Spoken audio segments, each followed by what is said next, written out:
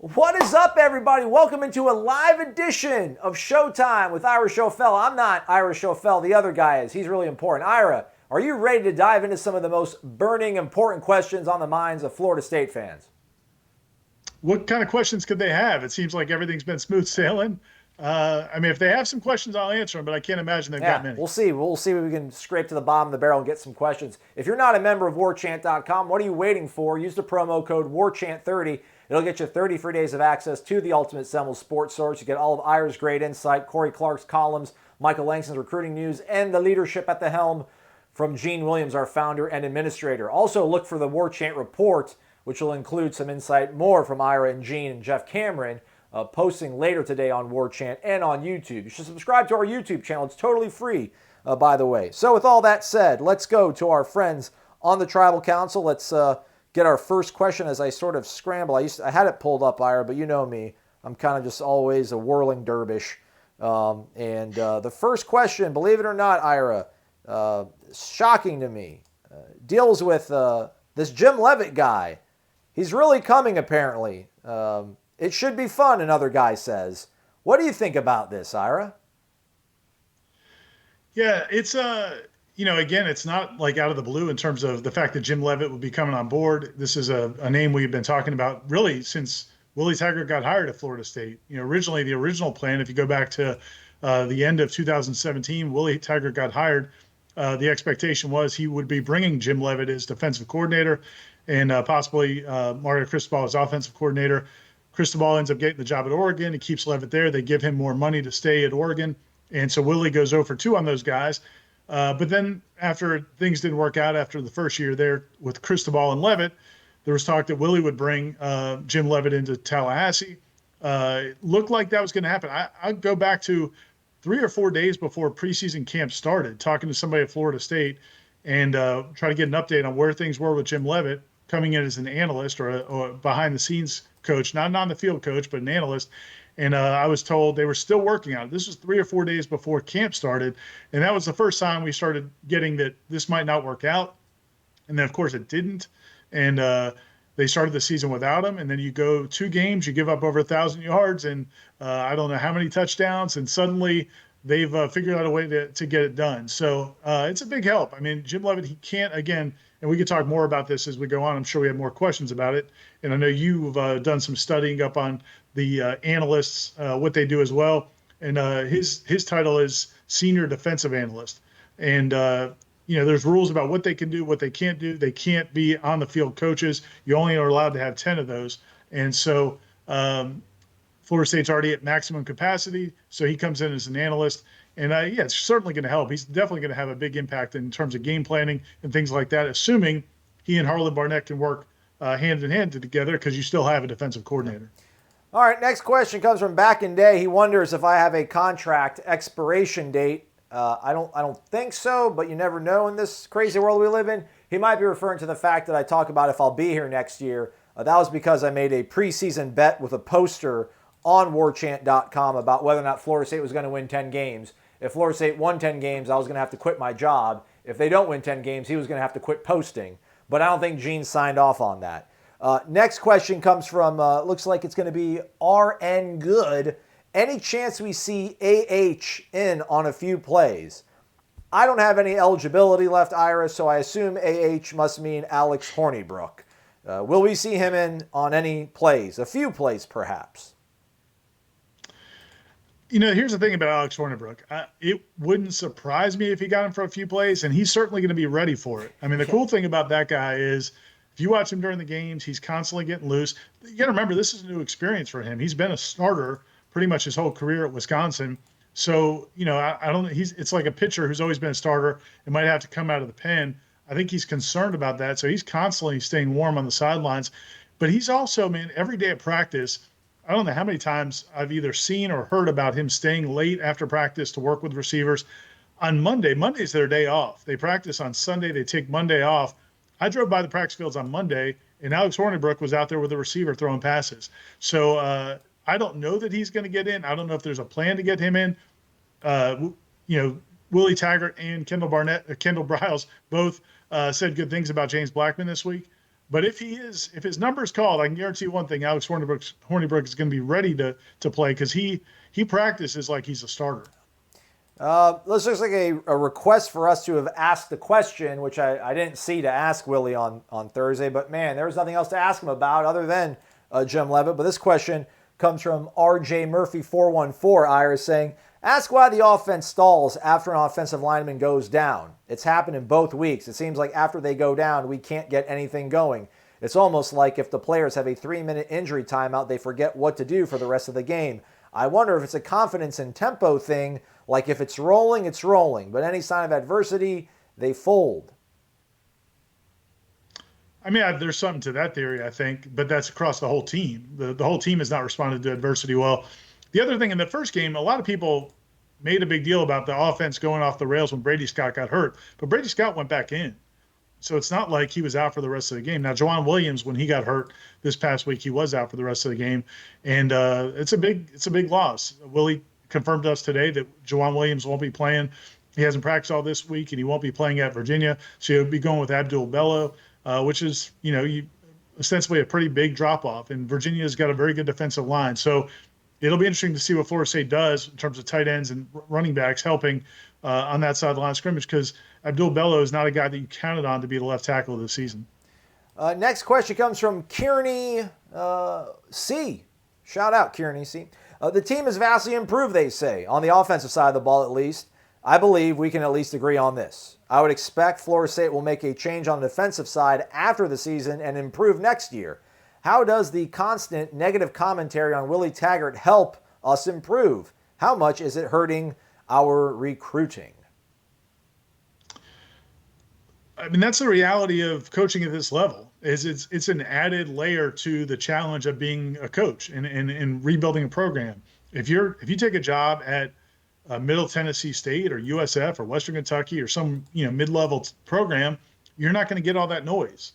But if you take a job at Florida State, this is kind of what comes with the territory, and it becomes more and more difficult the longer it takes you to turn it around. So that becomes a real factor. But there's nothing really you can do about it. I mean, when Florida State goes out and plays the way they did defensively the last 2 weeks and on special teams last season, there's going to be negativity. And that's something the coaching staff has to do a good job of keeping that away from the players and keeping it away from the recruits. But there's no doubt that's a challenge. The offense is improved, and you're right. And I think the challenge, I think, for some fans that I've talked to who are frustrated about the negativity about the program, they'll say there is improvement. And there is improvement on the offensive side of the ball, and there's improvement on special teams. But the defense looks so bad that it's like taking away the shine from that, and it's making people feel like the entire program isn't moving forward when really parts of it are. But the defense is so bad that it might not matter. Right? If you're giving up 40 or 50 points to these teams, what are you going to do against, you get in the ACC play? Squiffy Knoll asks, are the players being awarded helmet stickers for good plays this season? Seems like that was a great tradition and source of pride. Thanks for all your great work, guys. I assume they will. They haven't so far, but I was thinking back to last year. I think last year they didn't get them right away early in the season. I might be wrong on that, but it felt like we were asking this question around this time last year as well. And then they said, oh, no, we are going to do it. But I think they changed the grading criteria a little bit. Yeah. I know when the last several years when Jimbo was doing it, I mean, guys who weren't even playing would have all these stickers. Just there were a lot of ways to get stickers. And I think they tried to tone that down a little bit. So I assume they'll be getting them, but no, we haven't seen them yet. Maybe, I wonder if people got tomahawk stickers for, like, if you listen to the Get Back coach. Did they get you a tomahawk? Yeah, that might be. Or if you parked in the right spot. Yeah, I did see on the board somebody sounded they were coming from a position of authority on this, said that they're not giving away tomahawks unless you perform something in a victory. So, you could, I guess, run for 250 yards, but if you lose, you're not going to get a sticker. So maybe that's part of the reason why they don't seem to be as ubiquitous on the lids as they had in years past. That would explain, because last year people were asking, I think after the second game, same time, people were asking why didn't they have them? Well, they lost the opener last year as well, so that could explain it. All right, enough softballs, Ira. Here's a toughie. Smiley Knoll, do you see Harlan Barnett, Mark Snyder coming back next year as Florida State coaches? I would say it's not likely, at least for Barnett. I don't know about Snyder. Barnett, probably neither one of them. Barnett did sign a 3-year contract, so technically he's under contract through 2020 as well. But even if things go much better, the last 10 games of the season, which I don't know that they will, there's a lot of kind of landmines they have to traverse. One, how does he work with Jim Leavitt? How do those two guys get along? Do they come up? Do they have success together? And hey, if they have success together, then maybe it works out where he can stay next year, and everybody's happy. But I would say right now, if you're looking at the writing on the wall, if Jim Leavitt comes in and starts to have Willie's ear, and that's kind of the direction they want to go. I mean, it doesn't seem like anybody would be happy with Harlan Barnett coming the next year. So I don't think it's likely. I don't know that he and Snyder are tied at the hip. They did come together from Michigan State, where they worked together for a little while. But if Snyder wanted to stay and he and Levitt got along, then I don't know that he would definitely leave. But right now, I'd say it's probably unlikely that either one of them is here next year. All right, let's keep it going. PC Knoll 16. What's holding Taggart from just letting Barnett go? He's got a track record of letting coaches go after failed results. Last year, he hired Mickey as an assistant and now Levitt. Do you think Taggart may be planning on making changes before the end of the year by bringing in Levitt to get him in and acclimated so it's a smoother transition? Yeah, I mean, I think that's probably pretty likely. I mean, check back with me on Sunday. I mean, really, those first 2 games were terrible. And I don't know that it's all Harlan Barnett's fault. I mean, I think this whole idea of changing schemes and then kind of trying to do both schemes, I think that's the bigger problem. Trying to run a 3-4 and a 4-3, I think that's really difficult at the college level. And I think that explains why you see some of the tentative play, because you're asking guys to do 2 different kind of jobs. I just don't think that's a good recipe for success. And that ultimately is not just on the coordinator, that's on Willie Taggart. Willie Taggart either directed this or signed off on this, and it's not worked at all. Yeah, I mean, I don't think Harlan Barnett's the long-term solution here, based on all of those things. So I think there will be a change, and I definitely think it could be during the season. It wouldn't surprise me at all. And again, if Virginia, I mean, I don't know why it couldn't happen next week. I mean, it's not ideal to be paying off a coach that makes almost $1 million a year for another year and a half, but the results have obviously not been very good. How crazy does this sound, Ira, in terms of making this change to the 3-4? Does Willie tell Harlan, we're going to do a 3-4? They both agree to it, what have you. And, they obviously go primarily 3-4 in the Boise game. And then Harlan's like, well, let me try something else. And the fact that it didn't work against Monroe, maybe that opened the door for Levitt to come in, despite the timing being a little bit weird. It was like, all right, we'll give you a shot at the 3-4. You didn't do that. We'll let you go back to what you're comfortable with. Well, that's not working either. You're kind of out of options now. I don't, again, the way I see it, and I'm not in the meeting rooms, but just from covering Willie Taggart for 20 months, 19 months, whatever it is, 20, 21 months, I don't think he gives autonomy to a coach to make decisions like that. I think Willie Taggart is involved in all of that. Some people think he's probably dictating what they do in terms of 3-4, 4-3. And you could tell from during the summer, the comments Willie was making all last season, he was not very complimentary of the defense, even what they were doing. He would constantly kind of criticize what they were doing defensively. This entire offseason, from the spring through the fall, he talked glowingly about, and he kept saying, I like what they're doing. I like the things they're doing. We're putting our players in positions to make plays. I think this is what he wanted, and it didn't work. I don't know that the 3-4, 4-3 in week 2, what we don't know was that a panic move? Like, oh my gosh, this was a disaster. Let's go back to what they know. Or were they already planning on that all along? Willie said on Monday that, or I guess Harlan Barnett said it was based on how we thought we needed to attack that offense. So, but again, the idea that you're going to have a 3-4 and a 4-3 and both schemes ready at any time, I just think, I don't know how realistic. I mean, how many teams in the country do that? And if you could do it, wouldn't everybody do it? A little too ambitious, right? A little too ambitious. Next question comes from Young Bleak.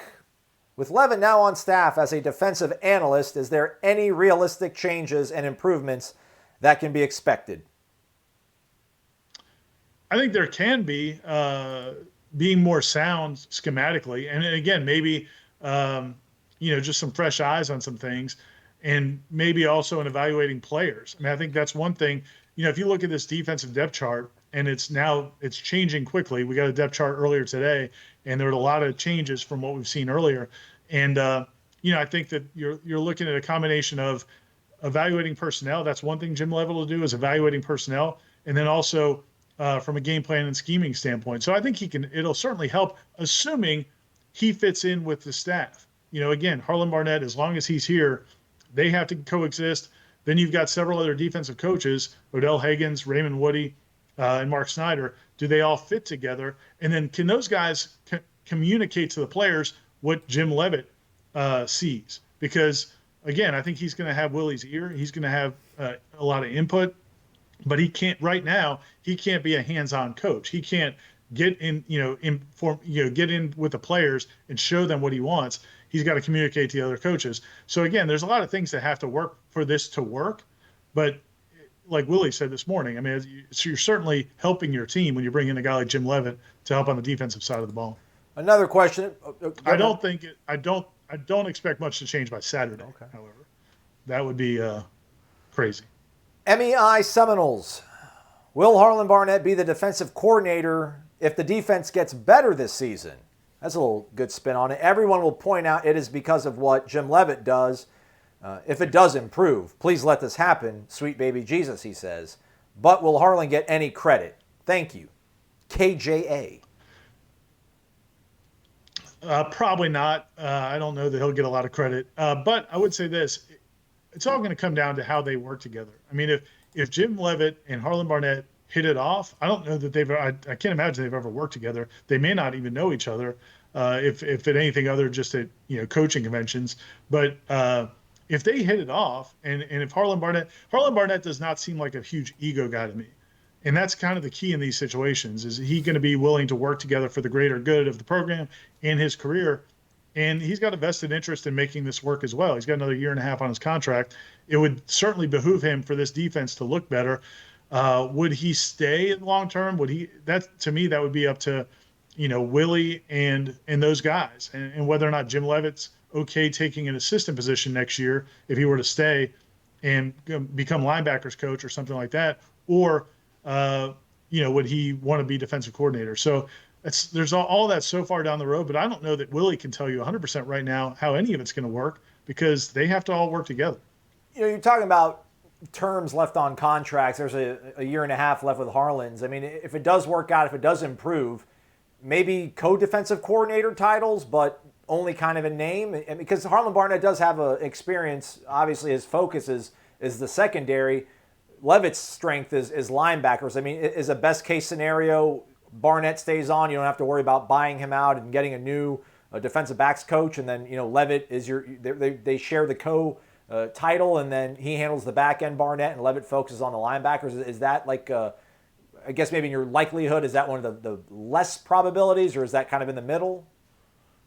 To me, I would say it's a possibility, but to me it seems like the most likely thing is that Jim Leavitt, or that Harlan Barnett won't be defensive coordinator next year and would probably move on. But if they could work it out, that might be a good scenario. The problem is, again, you just get to the players on the staff, the players on this team have been looking at Harlan Barnett as their defensive coordinator for 20 months, and that's their guy. And now if he gets demoted, it just creates some awkwardness. And then if a player's having a hard time, do they go to Harlan Barnett? Do they go to Jim Leavitt? It could work. It's just, there's a lot of landmines you'd have to kind of maneuver. So I think that's not likely, but we'll have to see. I mean, look, if the defense doesn't get better, none of them might be here too much longer. Heartland Knoll 27, Ira says, let's say the defense does not really improve this year and we have to rely on the offense putting up big numbers week in, week out. What would your over-under be for points per game for Florida State to be in position to win each game? 35, 42, 60. I guess a better way to put it would be, can you see a 7 or more win season if Florida State has to average 40 plus points per game? I mean, Yeah, I think they'd have to score over 40 a game to feel good. If the defense doesn't get much better, yeah, I mean, I think you'd have to be scoring in the 40s every week. And I don't know how realistic that is. I mean, at best case, I think maybe 5-7. If you were averaging 40 something points a game, I think maybe you get to 5-7 or 6-6, somewhere in that neighborhood. But I think any game is losable at that point. I mean, again, you just think back to the 2009 Florida State team, Coach Bowden's last year when that defense was so bad, and they were giving up 500 yards a game. Every game's a coin flip because it's basically going to come down to who has the ball last or who turns it over more times. So it's not a good recipe, but yeah, I think they'd have to score well into the 40s every week. He also follows up with, do you think it's even a thought for the offense to slow down in order to use more clock just to keep the defense or opposing offenses off the field? No. Yeah, I mean, you can't do it. They tried it last year. Remember, they tried it last year because they were having all the false starts and guys lined up wrong. So they tried to slow things down. Well, the problem is those offenses don't work if you're not going tempo because there's nothing creative about what they're doing. There's no eye candy. I mean, Kendall Riles, they don't even do like a lot of motion or anything. It's all about the tempo. And so if you slow it down, that's the one advantage you have. You take that away, and I think the offense just goes to pot. LC Knoll, how about, can you tell us what an analyst does? Yeah, I mean, they have some other analysts. So they have analysts already in place. Mario Edwards, former FSU player, Mario Edwards Sr. is an analyst on defense. They've had different analysts on both sides of the ball, and basically they can do a lot of things that the hands-on coaches can do. The 10 full-time coaches that are allowed by the NCAA. The big difference is they can't go on the road recruiting. They can talk to recruits when they come on campus, but they can't go on the road recruiting. And they also can't do hands-on instruction on the field. So when they're at practice, they can't be out there running drills or doing handoffs or throwing passes or anything like that. They have to just observe. And then they can offer insight. I know they can offer insight to the other coaches during breaks and things like that. I think they also can talk to players in different situations. I just don't think they can do it during the drills or kind of around the drills. So there's some limitations to what they can do, but they're really effective. I mean, I think Mike Loxley wasn't he the analyst before he became the offensive coordinator at Alabama? That's kind of what the role what you've seen over at Alabama is. I think Chris Weinke was an analyst there. They come as an analyst, they kind of learn the lay of the land, they contribute in a big way, but they can't do the hands-on stuff. And then maybe the next year they move on. And I think that's what I think FSU fans are hoping for, and certainly Willie Taggart would be hoping for, is that Jim Leavitt stays in this role at most through this season, and then going forward would be an on-the-field assistant coach. But you've done some research on the analyst role as well. Is there anything you want to add? Yeah, I mean, especially about game right, day. So you're right. Like the hands-on coaching, they're limited in terms of what they can do at practice, and the same thing applies at games. Like they can't be in the huddle. They can't pull out the whiteboard and start drawing up plays in the huddle. They can't do that sort of stuff. But they are allowed, every team is allowed to have at least one of their analysts, quality control guys to be on a headset that's a listen-only headset. So basically just think of a headset but without the microphone. So he can listen to what's going on with all the traffic being talked about with all the coaches, but he can't talk, he can't communicate on that. But what he can do is say Harlan Barnett's in the box as well. He can look over to Harlan and be like, blitz on this down, or shift over to this side, and then Harlan can go on the headset and be like, hey Mark, call this play in or call this look in. So he's able to do that sort of stuff. Halftime he can go into the locker room and be part of the meeting that the coaches are having.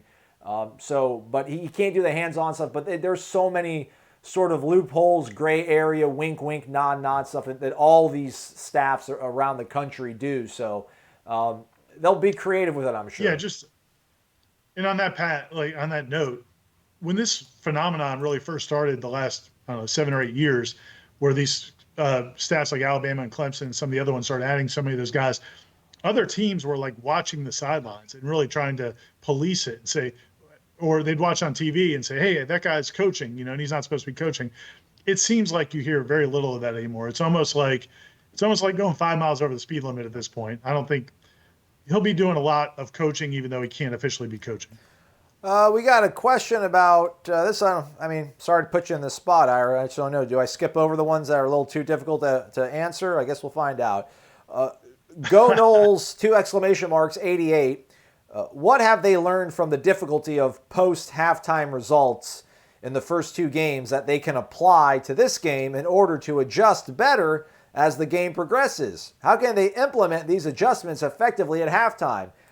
Ira, the man that's not making $5 million a year, do you want to posit any potential theories as to what they could do to make better adjustments?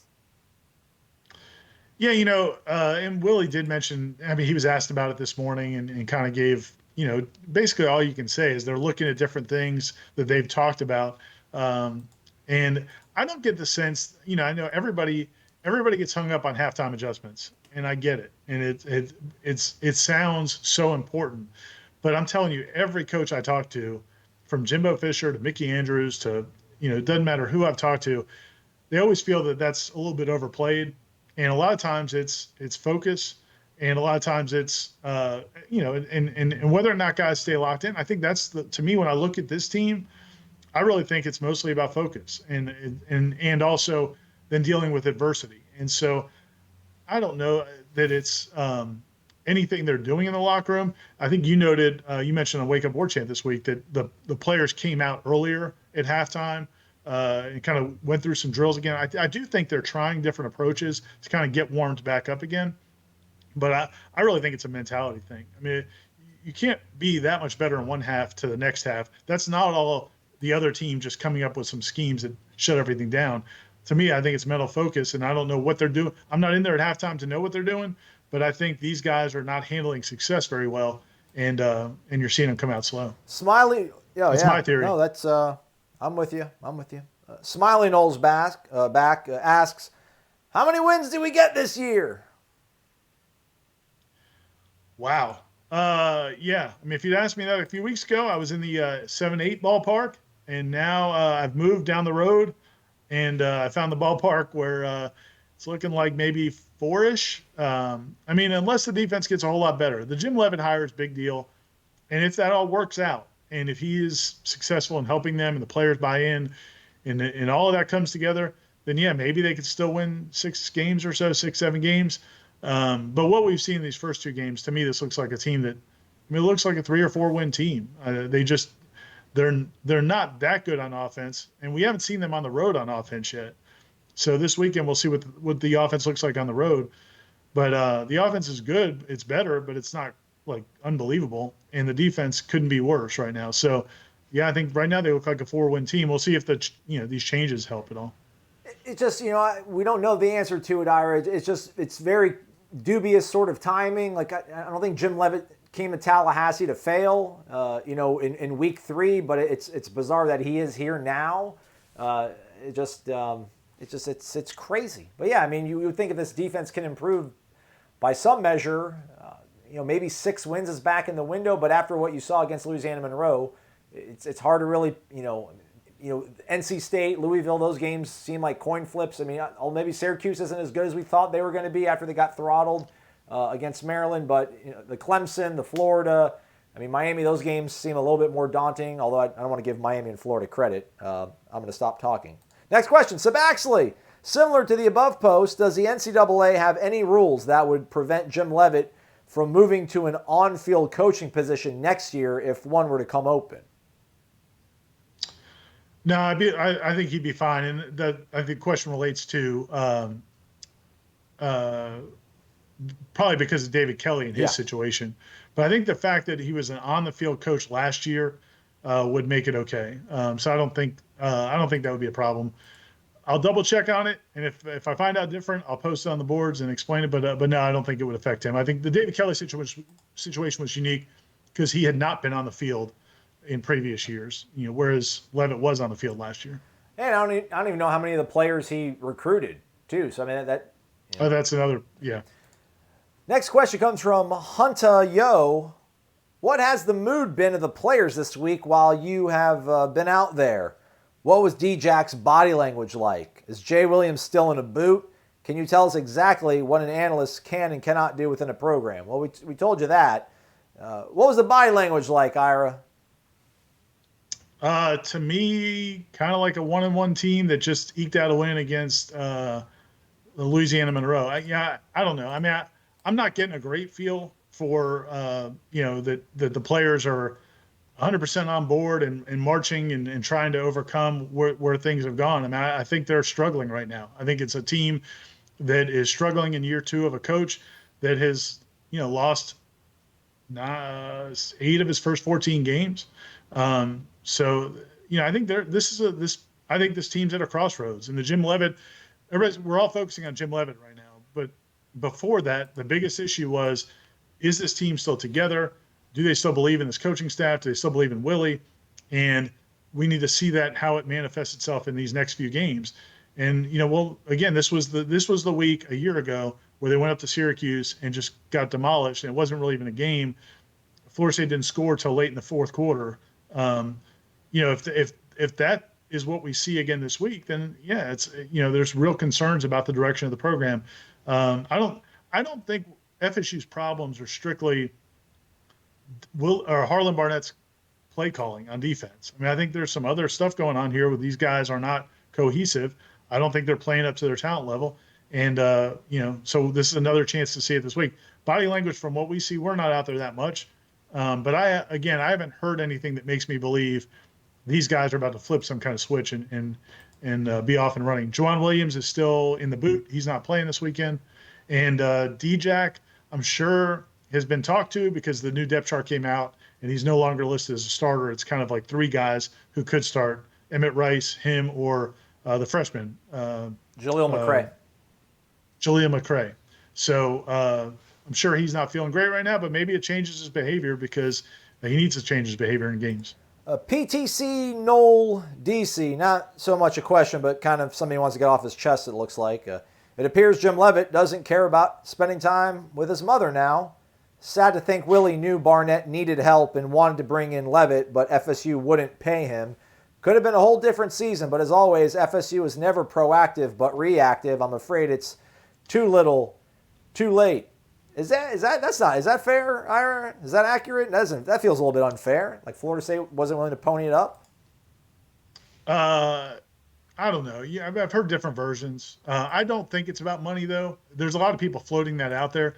The reason I don't think it's about money is because Jim Leavitt, and I could be wrong. I'm not saying this isn't sourced. I don't have this from anybody. But just from a logic standpoint, Jim Leavitt's settlement with Oregon was they owed him $2.5 million that they're going to pay off over the next few years in installments. And if he got another job, the way those contracts are all written is if you get another job, then it comes out of, then they reduce whatever your new salary is. That's what they reduce their settlement. So if Florida State was going to pay him $1 million, then they have to pay him $1 million, and Oregon only pays him $1.5 million. So it's not like Jim Leavitt would have got more money. It's not like he would get to keep his $2.5 million and then get another $1 million from Florida State. So why would Leavitt haggle over money or demand more money from Florida State if he's getting that money anywhere from Oregon? Usually what happens in these deals is the exact opposite. They come on a discount. And so if a coach gets fired, like when Florida State's getting Ron Dugan's very cheap this year. I think they're paying him like $250, and then next year they're going to pay him $450 because he's still getting paid by Miami. So that's how usually this works. I don't think it was about money. It may have been about input. It may have been about control. It may have been Harlan Barnett. When you asked Willie if he told Harlan Barnett about this and if he had any input, and Willie said that Harlan said he's excited about it. He wants somebody that can help the team. Well, maybe 2 months ago Harlan wasn't real excited about it, and maybe that's why. So I don't know. I don't have a clear understanding of what happened there. But to me, the money thing doesn't sound logical. Well said, per usual, Ira. Next question comes from Joey_B33. Do you guys expect immediate, quantifiable results from the Leavitt hire? When I say immediate, I mean by the first bye week. In my opinion, the heavy lifting is already done with the 3-4 implementation this offseason. Only thing missing was that expert eye to help fine-tune things. What are your thoughts? Yeah, I mean, I would say best case in the next couple of weeks, you start seeing some things. But, yeah, I mean, there might be a play here or there or a blitz call here or there, something that he might see things differently. there are a lot of people that can coordinate a defense or scheme up a defense, but maybe aren't great game day play callers. So maybe he can help in that regard over Harlan Barnett.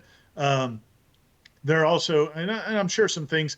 I I keep going back to personnel. I mean, I look at Jaden Lars Woodby, and everybody does, and you say, is he really where he needs to be, an inside linebacker? You look at the defensive ends, Kane Doe and Janaris Robinson. Do you really want them in that role as the outside linebacker, or would you rather have them be with their hands in the dirt more often? Would you, when you do go with the 4-3, like one of the things they did last week when they did go to the 4-3, they moved Corey Durden to defensive end and had Kane Doe or Robinson at the other end a lot of times. Was Corey Durden a good 4-3 defensive end? I don't know. I mean, he came here, he was projected to be a defensive tackle. So, I just think there are a lot of things personnel standpoint. Some of those DBs where they're lined up, should you be on the slot or should you be a corner or safety? So I think that's an area where I'd be interested to see what kind of input he has, and that might be a quicker fix. But yeah, I don't know that you're going to change schemes dramatically during the course of a season. Hey, let's shift away from defense. Let's talk about human resources, Ira. SP Russell 01, do you have any news on when John Thrasher will announce his retirement date? I mean, his contract goes through late next year, 2020, and I don't. There was a time where he told me that he would consider an extra year if the board wanted him to. He hasn't mentioned that as much lately. I think he's probably, his big goal was getting Florida State to be in the top 25 public universities, U.S. News and World Report. They did that. They're number 18. That just came out. Whoop, whoop. And that's going to be his, kind of feather in his cap, his crowning glory is FSU president. So I don't think he's going to go past that date. My guess is usually I think it takes about 6 months or so to replace a president, have the search and replace a president. So my guess is probably early next year, maybe the spring, January or February or March, somewhere in there, and he'll tell the board that he wants to resign, and then they'll start a search and go into next year. I mean, the only I don't think I think the next few months for him is going to be kind of a victory lap because, again, they did get into that top 20, top 25, and I think he's going to tie up some more loose ends. But for the most part, his tenure is winding down, but then you'll have that 6 months search window for a search. Next question. Let's roll two into one, if you don't mind, Ira. This comes from Crazy Seminole asking, can we expect the discipline level to change now that we've added Leavitt? Some of the issues are just pure effort. Meanwhile, Noel Fury asks, can a defensive analyst get out on the practice field and coach the players, or is he stuck inside breaking down film? Those kind of seem to work hand in hand, right? Yeah, no, he will be at practice, but he just can't actually run the drills or kind of be involved in the drills. But yeah, so he'll be out there. Can he help with discipline and effort? I don't know. I mean, again, to me, that all comes down to, you're going to get effort one of two ways. Well, I guess one of three ways. It could come from the players. Ultimately, it needs to come from the players, but it's either going to be out of fear for the coaches or out of love for the coaches. And that, I don't know that an analyst you bring in is gonna be able to tap into either one of those, because ultimately he's not the coordinator, he's not in charge, he's not the head coach. So I don't know how much authority he really has.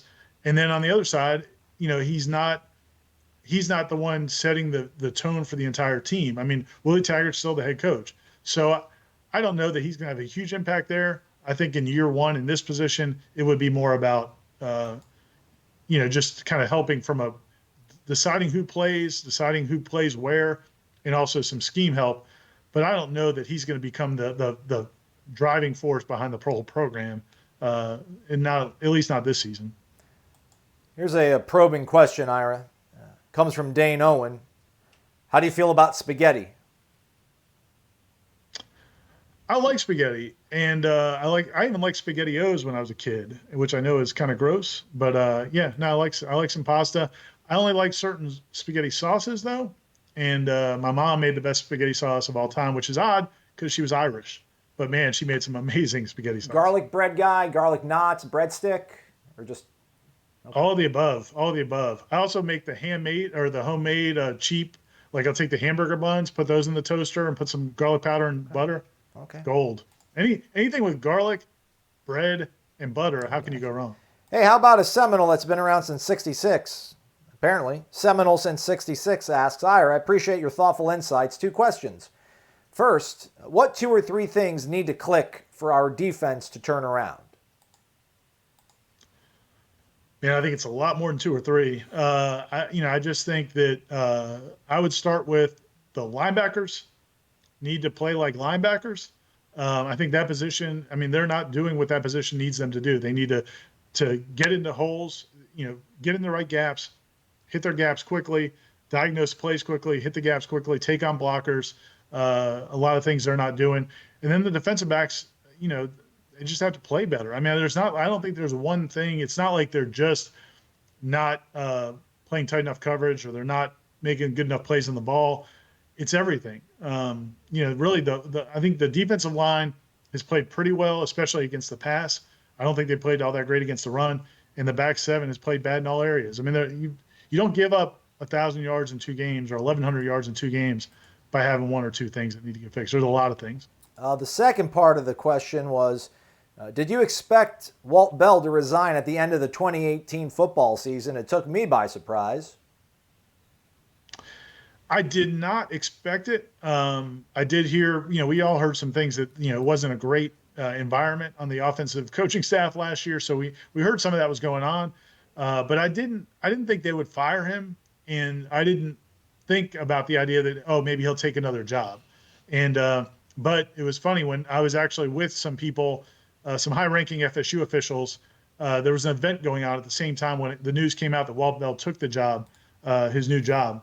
And so I mentioned it to somebody, a high-ranking FSU person, and they were kind of gave me the impression that Walt was encouraged that it would be best if he found something else. So I don't think people inside were surprised, but I was. I just assumed they would just try to work through their issues because I think he had a 3-year contract.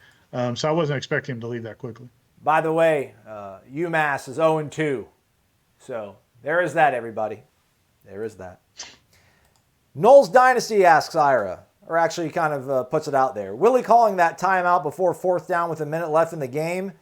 Post-game, he said it was because they were worried about a block attempt by Louisiana Monroe, but he called the timeout immediately after the play. If he was worried about the block, wouldn't he have let the clock run down and then call timeout to only give Louisiana Monroe 20 or 30 seconds? I think he didn't realize it was 4th down and messed up. What's your opinion? Did he blow it and then pull a cover your rear end moment, saying it was to avoid the block? Yeah. I mean, I have to assume that was the deal. I mean, it wouldn't make any sense to call the timeout right away. So either if he did, then he didn't think about the fact that, hey, let's run some clock off first. So I don't think that makes sense. I do think he got lost a little bit on down and distance. But I got to give him some credit for coming up with the protection thing pretty quickly because he did. I mean, I think Corey asked him, and it was kind of late in the press conference, kind of snuck that in, and Willie came up right away with, I was worried. I didn't want us to get our pump blocked. I thought he was I got to give him credit for that. He handled the response pretty well, even though I don't know that I buy it. Yeah, I don't know. Corey and I talked about it off air. He thinks that Willie didn't realize it was, he thought it was 3rd down. I just think it was, just poor clock management. I think he knew what was going on, but was just so petrified at the thought that, what if they block this, that it was like, all right, let's get this thing figured out, as opposed to, well, let's let the clock run out and then get it figured out. But again, if that is the case, it's a bad look. Your program should be wired to the point where you don't need to call a timeout to get a punt off. I mean, yeah. 6 in one, half dozen in the other, right, Ira? This one comes from Flava Knoll. Long one. Real long one here. Does preface it or end it with the fact that he does like Taggart and wants him to succeed. Excited about the hire, was a supporter. But basically, he wants you to walk him off the cliff if you could. Can we reasonably expect FSU to recover in the next 5 years if things ultimately don't work out with Willie Taggart as the head football coach of Florida State University? Yeah, I mean, the whole thing here is Florida State's kind of walking into that unknown, in college football right now, where a lot of teams, you see this very frequently, where teams, you kind of get into a pattern of hiring a coach. If it's not working out, people panic. They want to make a change. You fire them. You hire another coach. Things aren't working. You panic and make a change, and then you end up going through three or four new coaches and aren't going anywhere. It's a scary situation. It's hard to hire coaches, and Florida State was really, really lucky that Jimbo Fisher came in and had success right off the bat. And so, I just think there's a lot of uncertainty. So yeah, it wouldn't shock me if it took them 3 or 4 or 5 years to turn around. But if you make the right hire, it doesn't have to take that long. And that's the key. I mean, I think the challenge, and we talked about this a little bit before, part of the problem here is, it's like in the NFL when you've got great owners and you have other owners that are not great. If you have a great AD and a strong president, and you can you're never going to there's no fail-safe hires. I mean, I'm sure UCLA thought Chip Kelly was a no-doubter. So there's no perfect 100% home run hires, except maybe Nick Saban. But other than that, there's always a little bit of a gamble and fit and all these other things. So, we'll have to see. But it could take a few years. But if you get the right guy, I think it could be done pretty quickly. Right, there we go. We like that. Good stuff.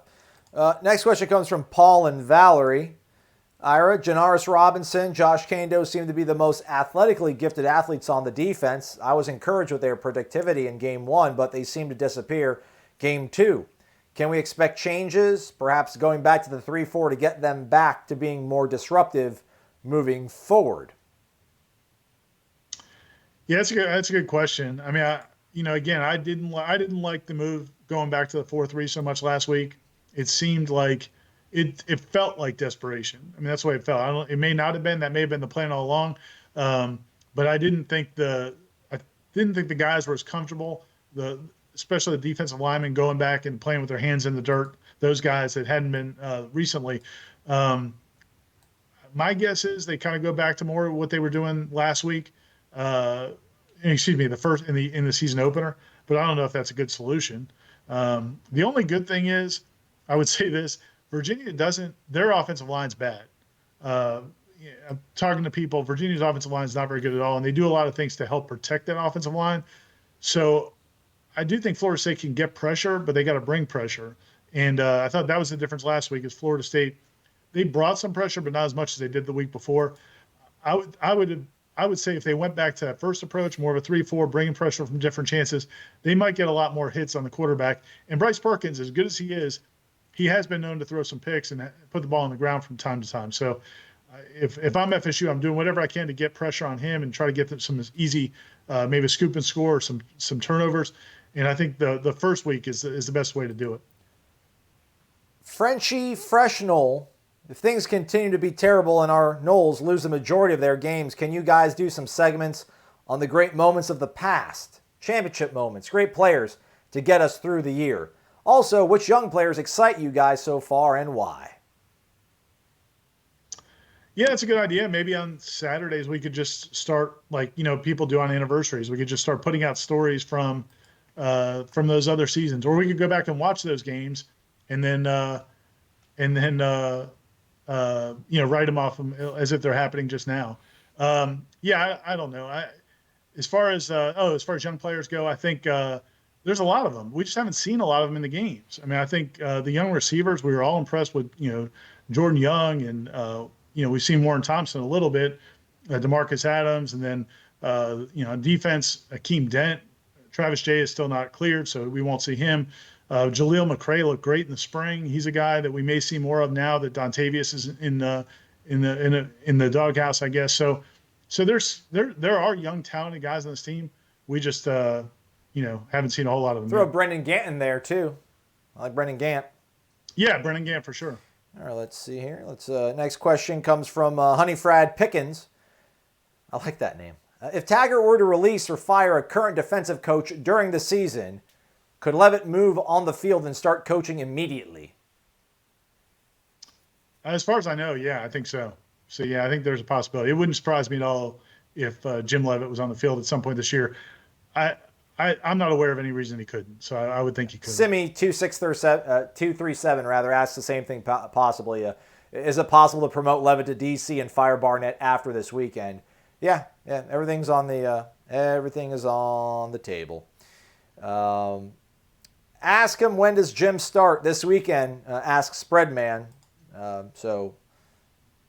Yeah, we asked Willie this morning, and when Jim Leavitt was at practice, I think you spotted him before, certainly before I did. I'm not sure if anybody else had. You spotted him walking into practice, and Willie said it's to be determined what his role would be this weekend. If he's not there Saturday, and if he's not participating, my guess is it could be still some HR issues. To become an employee at Florida State University, you have to go through some legal background check and a bunch of other things. This all happened really quickly. So if he's not, I think it would be because of that. That was it, Ira. That was the last question. Let me ask you something real quick, though, before we go. What was just your read on Willie's sort of, I don't know, just didn't seem very enthusiastic about talking about Jim Leavitt. Maybe we asked him too many questions about Jim Leavitt, but he kind of hit a point where he was over answering questions about it. I mean, what's your read into that? I think it was, it was during your question. And I thought he handled that pretty well. I'm giving Willie credit for manipulating these press availabilities. But yeah, it was pretty funny. He gave you the answer. He's like, yeah, and we're playing Virginia this week. And he wanted to start talking about Virginia. I'll be honest, I was surprised he could talk. Just going back to the last question we just had, I don't know that he's gone through the whole hiring process. The state of Florida makes it pretty difficult for new hires to be discussed. In some states, you'll see coaches get hired like at 4:00, and they're doing a press conference at 7:00. Florida State traditionally makes them go through all the legal. That's why, like when Mike Martin Jr. got the head coaching job and hired as assistant coaches, we knew who the assistant coaches were, but they couldn't announce them because they have to go through the whole HR process. And it's every coach you talk to on campus complains about this. And it's not an FSU thing, I don't think. I think it's more of a state of Florida thing. But it's they have to go through some hoops to get guys cleared, background checks, different things to get them to be put on the payroll. And so I don't think Willie – I was surprised he talked about him today because I'm sure he hasn't gone through all that yet. And usually they don't talk about those guys. But I guess they figured they had to since it had already been reported. But that's why I think he was probably reluctant. And then – also, once it got to be 4 or 5 questions, I'm sure he's like, hey, man, we have a team. We have a game. I'm not even sure if this guy's contributing this week. Let's focus on that. So I wasn't surprised by that. It actually went a little longer than I thought he would. If people are watching this, they might have noticed me just smirking for the last 30 seconds or so, Ira. And, you asked me before we started this, you're like, we're doing this live? I'm like, yeah, we're doing it live. And I was about to ask you, what else is going to be coming up on warchant.com later today for people?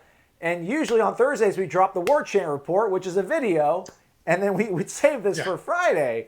So sorry about that. So maybe my contract will not be renewed.